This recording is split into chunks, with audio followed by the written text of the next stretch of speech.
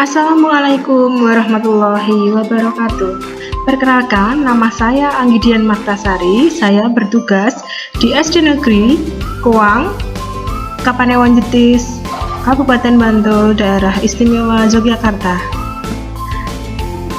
Pada kesempatan ini, saya ingin menyampaikan aksi nyata saya.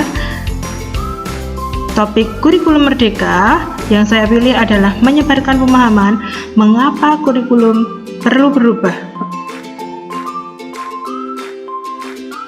Nah, sebelumnya, apa itu kurikulum? Kurikulum merupakan panduan pembelajaran pada satuan pendidikan di mana dapat dimaknai sebagai titik awal sampai titik akhir dari pengalaman belajar peserta didik. Kemudian, kurikulum itu juga kompleks dan multidimensi. Kurikulum itu dapat diibaratkan sebagai jantung pendidikan.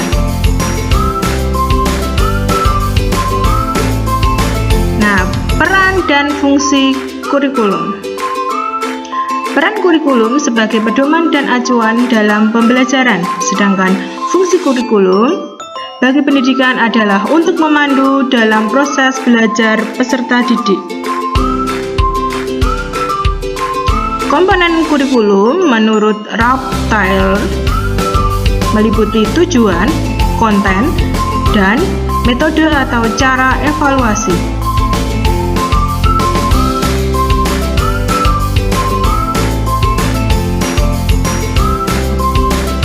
Kemudian dalam tujuan menurut Ralph Tyler itu kriteria sebuah tujuan dalam konteks ini yaitu haruslah jelas, spesifik, apa yang menjadi target-target pencapaian dalam sebuah pengembangan kurikulum itu harus jelas.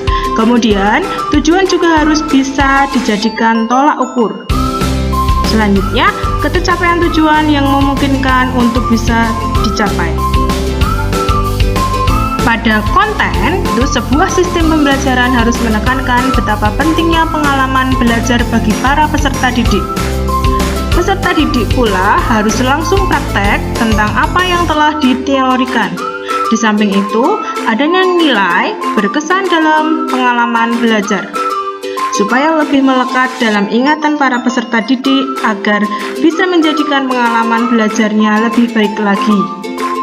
Kemudian, untuk evaluasi yang baik adalah yang mengacu kepada ketercapaian tujuan dalam sebuah pengembangan kurikulum.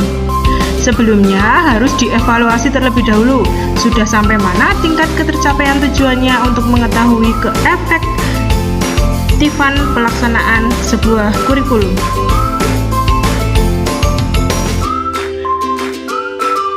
Apa pentingnya perubahan kurikulum? Nah, kenapa kok kurikulum itu harus berubah? Karena itu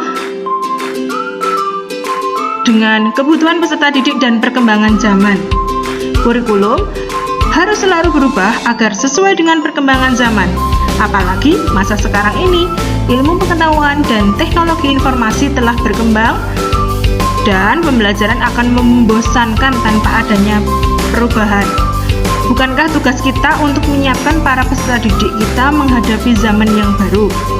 Zaman yang sama sekali berbeda dengan zaman kita dahulu. Kurikulum yang baik adalah kurikulum yang sesuai dengan zamannya dan terus dikembangkan atau diadaptasi sesuai dengan konteks dan karakteristik peserta didik demi membangun kompetensi sesuai dengan kebutuhan mereka kini dan masa depan. Nah, contohnya, pada zaman saya sekolah dulu masih menggunakan mesin tik dan dengan perlahan sudah diperkenalkan dengan komputer yang masih sebatas menyalakan dan mematikan dan mengetik saja. Setelah itu nanti disimpan ke dalam floppy disk atau diskette kalau zaman dulu, disket.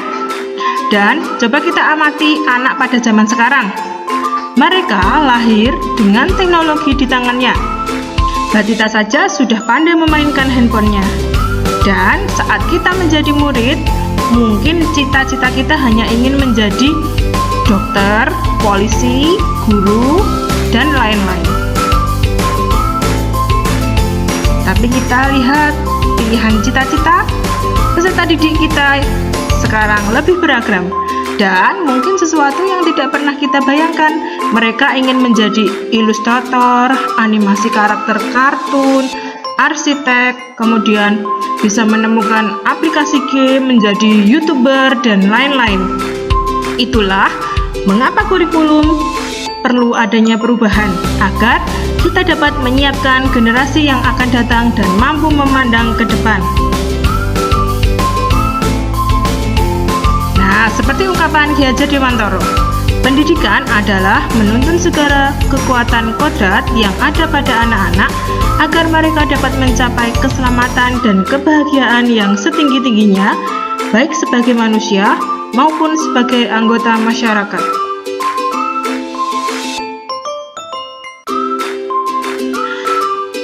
Dapatkah kurikulum berubah? Kurikulum operasional satuan pendidikan bersifat dinamis, artinya dapat diubah sesuai perubahan dan perkembangan budaya dan zaman.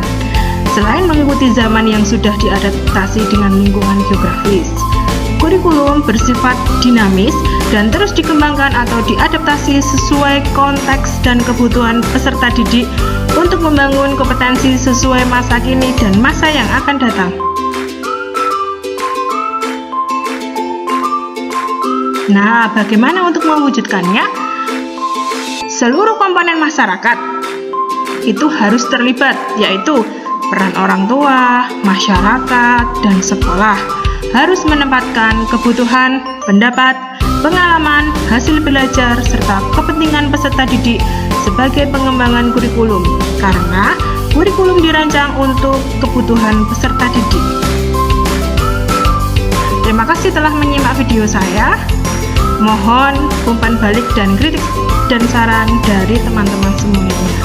Terima kasih. Wassalamualaikum warahmatullahi wabarakatuh.